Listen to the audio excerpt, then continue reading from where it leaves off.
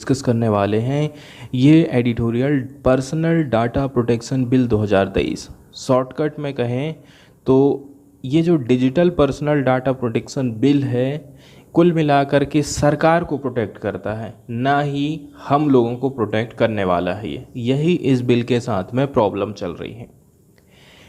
जो प्रपोजल दिया गया है digital personal data protection bill को लेकर के, the plan to amend section 8(1)(j in the RTI act. तो सरकार इस बिल के माध्यम से RTI एक्ट का सेक्शन 8(j में सुधार करना चाहती है, छेड़छाड़ करना चाहती है, जो ऑलरेडी से सरकार के सरकारी ऑफिसरों को एक प्रकार से बहाना दे देता है, उनको प्रोटेक्शन प्रोवाइड कर देता है। तो सरकार और भी ज़्यादा कहना चाहिए इसको कमज़ोर करने की कुल मिलाकर के कोशिश कर रही है RTI एक्ट को। RTI एक्ट के बारे में आप सभी जानते हैं कि 2005 में सरकार ने सूचना का अधिकार अधिनियम लेकर के आई थी। कोई योजना में कितना खर्चा हुआ है, आपके गांव का सरपंच कहां कहां पैसा खर्चा कर रहा है, कितना पैसा निकाल रहा है, कहां खर्चा कर रहा है, ये आप पूरी जानकारी उससे मांग सकते हैं। किसी भी डिपार्टमेंट से किसी से भी आप कोई भी प्रकार की जानकारी ले सकते हैं, ये संभव हो पाया है RTI एक्ट के माध्यम से। लेकिन आप देखेंगे कि RTI एक्ट के अंतर्गत भी लोग पूरी जानकारी नहीं देते हैं, उसमें भी लीपापोती करने का काम चालू हो गया है। RTI एक्ट भी अब वैसा बिल्कुल नहीं रहा है। Digital personal data protection bill अभी हाल फिलहाल में न्यूज़ में रहा है क्योंकि यूनियन कैबिनेट ने अप्रूवल दिया था digital personal data protection bill को, और कहा है कि इसको हम मानसून सेशन में पार्लियामेंट में पास करने वाले हैं। इसी के चलते चलते जो है ये जो मुद्दा है चर्चा में आया है। ड्राफ्ट की यदि हम बात करें, ड्राफ्ट को आप लेकर के आए दिसंबर 2022 में, लेकिन ये जो फाइनल बिल है ना, has not been placed before public. लेकिन देखा जाए तो ये फाइनल बिल जो है अभी पब्लिक के सामने नहीं रखा गया है। सिटीजन्स को बहुत सारी चिंताएं हैं। इफ़ 2 ऑफ इट्स प्रोविजंस, इसमें जो प्रोविज़न किए गए हैं उसमें से 2 प्रोविज़न ऐसे हैं जिनको सबसे ज़्यादा बेकार माना जाता है, सबसे ज़्यादा खतरनाक माना जा रहा है। यदि ये दोनों बिल, ये जो 2 अमेंडमेंट हैं, इनको चेंज नहीं किया गया है, इसका मतलब ये है डेमोक्रेसी हमारी खतरे में फिर से आ जाएगी। RTI एक्ट के बारे में बताया जाता है कि Indian right to information act, ये 12 अक्टूबर 2005 से ही काम में आना चालू हो गया है। ये बेस्ट ट्रांसपेरेंसी से रिलेटेड कानून माना जाता है पूरे दुनिया भर में। ये यहाँ के लोगों को जागरूक करता है, एम्पावर करता है कि आप जानिए अपने अधिकारों को, आप जानिए कि आप सरकार को टैक्स दे रहे हैं तो सरकार उसको कहाँ खर्चा कर रही है। This is the outcomes of people's struggle led by Mazdoor Kisan शक्ति संगठन। ये जो नियम कानून बना था वो ऐसे आसानी से सरकार इसको लेकर के नहीं आई थी। इसमें जो मजदूर किसान शक्ति संगठन हैं, इन्होंने लड़ाई लड़ी, हड़तालें करी, रैली निकाली, प्रदर्शन करे, तब जाकर के ये नियम कानून आ पाया है। ये चीज़ हमको राजस्थान में देखने को मिली थी, जिसके चलते चलते इसकी ड्राफ्टिंग हुई थी सन 2004 में। इसके बाद बहुत सारे डिस्कशंस होते हैं कि क्या क्या इसमें प्रोविज़न हो सकते हैं, and it took an all party parliamentary committee. इसके बाद ऑल पार्टी की पार्लियामेंट्री कमेटी बैठाई गई थी ताकि इसके जो प्रोविज़न्स हैं ना, इनको अच्छी तरह से निर्माण किया जा सके। देखिए, किसी भी डेमोक्रेसी में ज़रूरत पड़ती है कि जो सिटीजन्स हैं वो कितने ज़्यादा जागरूक हैं, ट्रांसपेरेंसी कितनी है हमारे इंडिया में, affair of the their government, so that they can hold it accountable and curb corruption. इसी के माध्यम से यहाँ की जो जनता है करप्शन से बच सकती है और करप्शन करने से लोगों को रोक सकती है। वहीं यदि हम बात करें कि क्या क्या चीज़ सिटीजन्स के द्वारा एक्सेप्टेड किया गया है, यहाँ पर एम्ब्रेस्ड वर्ड यूज़ किया गया जिसका मतलब होता है एक्सेप्ट करना, स्वीकार करना। RTI की बात करें, यहाँ पर हम देखते हैं कि इसके माध्यम से ट्रांसफ़र ऑफ पावर हो रहा है। असली जो पावर है, कहते हैं अभी आज के टाइम में, आपको क्या लगता है असली जो पावर है सरकार के पास है, लेकिन इस कानून के आने से आप देखेंगे कि आम नागरिक भी एक हथियार वाला व्यक्ति बन गया। उसके सामने ऑफिसर लोग कुछ भी नहीं हैं, उनको मजबूरी में यदि उन्होंने कोई करप्शन किया है तो उसको उजागर करना पड़ जाएगा। इन सब के बावजूद सरकारी नौकर वेरियस डिवाइस का इस्तेमाल करते हैं सिटीजन्स को, ठीक है, सिटीजन के जो अधिकार हैं उनको प्रभावित करते हैं। लेजिटिमेट राइट्स, यहाँ पर लेजिटिमेट वर्ड यूज़ किया गया है। लेजिटिमेट का मतलब होता है वैध।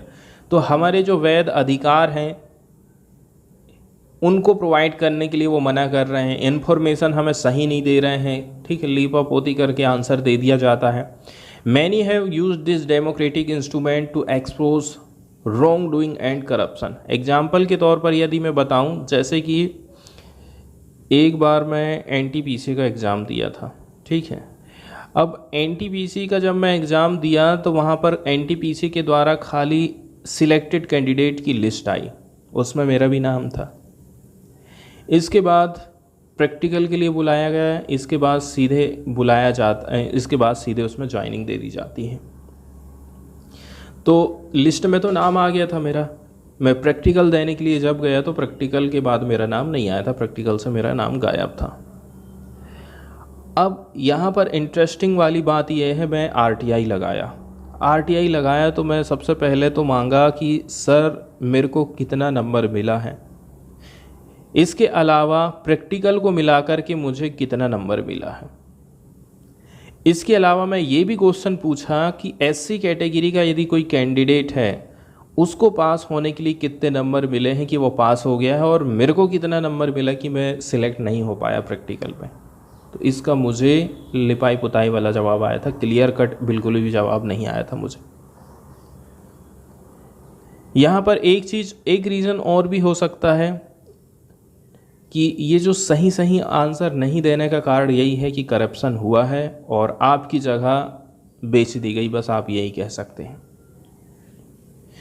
कुछ एरियाज ऐसे थे जिनको आरटीआई ने ऑलरेडी से बाहर कर दिया था कि यहाँ पर आप आरटीआई कानून लागू नहीं कर सकते हैं। प्रत्येक सिटीजन के पास अधिकार है कि वो एक्सेस कर सकते हैं ऑलमोस्ट ऑल इन्फॉर्मेशन।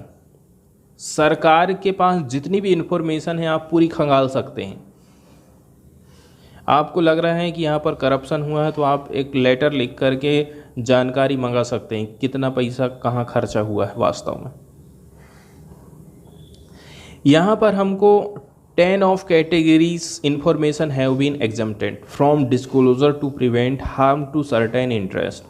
लेकिन सरकार ने यहाँ पर क्या काम करी थी, जब आरटीआई इलेक्ट लाई थी तो 10 कैटेगरी ऐसी बनाई और कहा कि इस कैटेगरी में आप सूचना का अधिकार कानून नहीं लगा सकते हैं। ऐसा उसने इसलिए कहा ताकि जो सरकार का इंटरेस्ट है उसको सेव करके रख सकें, इसके साथ साथ में सरकार जो है स्मूथ तरीके से काम कर सके। इनको आउटलाइन किया गया है सेक्शन 8(1) में with the 10 subsection from A to J। इसमें सरकार ने A से लेकर के J तक उल्लेख किया है इनको। ऑलमोस्ट यदि देखा जाए most widely misused exemption is section 8। सबसे बड़ा जो मुद्दा है यहाँ पर वो है सेक्शन 8(1) का J, जो कि एग्जेम्पशन देता है personal information which is not a part of public activity और which is an invasion on the privacy of individual. ये सेक्शन कहता है कि पर्सनल इंफॉर्मेशन का एक पार्ट नहीं है, पब्लिक एक्टिविटी का ये पार्ट नहीं है। ये कहता है कि which is an invasion on the privacy of individual. ये चीज़ यदि आप मांग रहे हैं मतलब आप किसी की प्राइवेसी मांग ले रहे हैं, इसलिए हम जानकारी नहीं देंगे। अब इसमें लिखा है कि provided that the information which can not be denied to the parliament और state legislature shall not be denied to any person. साफ कहा है यदि कोई सूचना किसी ने मांगा है, उस सूचना को यदि संसद में या फिर विधानसभा में वो पेश कर सकता है, संसद या फिर विधानसभा में वो चीज़ को दिखाया जा सकता है, तो आप किसी भी नागरिक को मना नहीं कर सकते हैं कि हम ये वाली इन्फॉर्मेशन आपको नहीं देंगे। इस प्रकार से यहाँ कहा जाता है। इसके साथ साथ में जो पर्सनल इन्फॉर्मेशन होती हैं इनको भी इस कानून से छूट दी गई है। It is not related to a public activity और इंटरेस्ट और would cause unwarranted invasion of the privacy of individual की प्राइवेसी का यहाँ पर ध्यान रखा जाता है।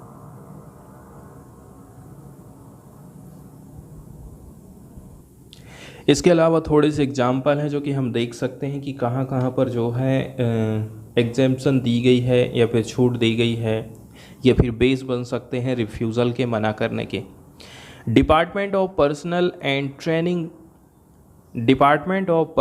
एंड ट्रेनिंग रिफ्यूज़ कर रहा है किस चीज़ से? Total number of annual performance appraisal report of IAS officer pending presently for over 1 year, 2 year, 3 years and 4 years by claiming exemption under 8(1)(j। तो department of personal and training refuse कर रहा है अपार की रिपोर्ट को, ठीक है। क्या किस चीज़ की report? Annual performance appraisal report को नहीं दिखाता है IAS ऑफिसर्स की कि वो प्रेजेंटली कितनी पेंडिंग है, 1 साल हो गए हैं, 2 साल हो गए हैं, 3 साल हो गए हैं, 4 साल से। इसमें जो रिपोर्ट पेंडिंग है ये आप यदि मांगेंगे तो वो मना कर देगा, नहीं देंगे बोल देगा। इसका उल्लेख है सेक्शन 8(1) में। Request for detail of member of legislative assembly fund. यदि आपको लग रहा है कि MLA के फंड की मुझे थोड़ी सी जानकारी चाहिए थी, इसको भी मना कर सकते हैं, कह सकते हैं कि ये जो है पर्सनल इन्फॉर्मेशन है। Details of beneficiaries of prime minister fund, PM fund के जो बेनिफिशरीज हैं उनकी डिटेल सरकार आपको नहीं देगी। बोगस कास्ट सर्टिफिकेट की जानकारी आपको नहीं मिलेगी। Education certificate, ghost employees, gross arbitrariness, corruption in selection for jobs and non confirmation to rules and law. ये देखिए यहाँ क्या लिखा है, arbitrariness and corruption in selection for jobs and non-conformance to rules and laws। यदि मनमानी की जा रही है, करप्शन बढ़ता जा रहा है सिलेक्शन फॉर जॉब के मामले में, तो इस चीज़ को भी लिपाई पुताई वाला जवाब दिया जा सकता है, जैसे कि एग्जाम्पल के तौर पर मैं आपको बताया था। इसके साथ साथ में जो नेता लोग अपनी एसेट को घोषित करते हैं कि मैं इतने, मेरी जो संपत्ति है वो इतने लाख है, इतने करोड़ है, उसके मामले में भी आप उसकी जानकारी नहीं ले सकते हैं। Verification of affidavit of elected representative, आपसे जो इलेक्टेड रिप्रेजेंटेटिव हैं उनके एफिडेविट का वेरिफिकेशन आप नहीं कर सकते हैं।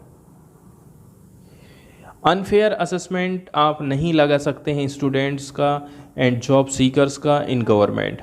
डिसगार्ड of corruption charge against official that have been proven, कोई ऑफिशियल है उसके खिलाफ में करप्शन का चार्ज लगा था तो आप उसकी खुदाई बिनाई नहीं कर सकते हैं।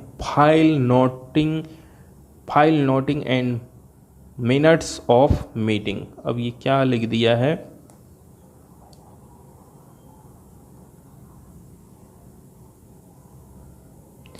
अब हम चलते हैं इस बिल या फिर विधेयक की तरफ में। तो यहाँ पर बताया जाता है कि RTI एक्ट का जो सेक्शन 8(1)(j है, इसमें अमेंडमेंट करने की बात करी जाती है। दुर्भाग्यपूर्ण वाली बात यह है कि जो प्रपोज किया गया डाटा प्रोटेक्शन बिल है, प्लानिंग किया जा रहा है कि इसके अंतर्गत हम RTI एक्ट के सेक्शन 8(1)(j में कुछ संशोधन करने वाले हैं।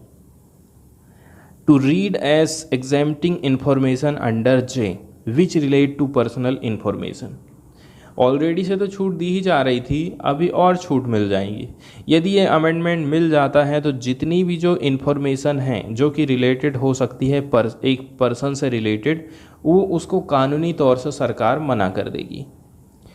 Most information could be shown as being related to a person. सरकार क्या कहेगी, ज़्यादातर जो जानकारी आप मांग रहे हैं वो किसी पर्सन से रिलेटेड है, हम नहीं दे सकते हैं। And hence the law would become a right to deny for public information officer। कुल मिलाकर के ये जो कानून है वो कैसा बन जाएगा, right to deny for public information कानून के रूप में बन जाएगा। ये यहाँ पर बताया जाता है कि POI हम किसको बोलेंगे, पर्सन किसको बोलेंगे। Whenever a POI want to deny information, he will be able to link it to some person। ठीक है, जब हमने कहे हैं कि आप इससे रिलेटेड इन्फॉर्मेशन दो तो सरकार कह रही नहीं, ये तो किसी पर्सन से रिलेटेड मामला है, इसको हम नहीं दे सकते। इस प्रपोज्ड बिल में बताया गया है कि पर्सन का आखिर मतलब क्या होगा। पर्सन के अंदर को तो कुछ इंडिविजुअल हो सकते हैं, कंपनी हो सकती हैं, या फिर स्टेट हो सकती हैं। तो कुल मिलाकर के बचने का ये तरीका हो सकता है।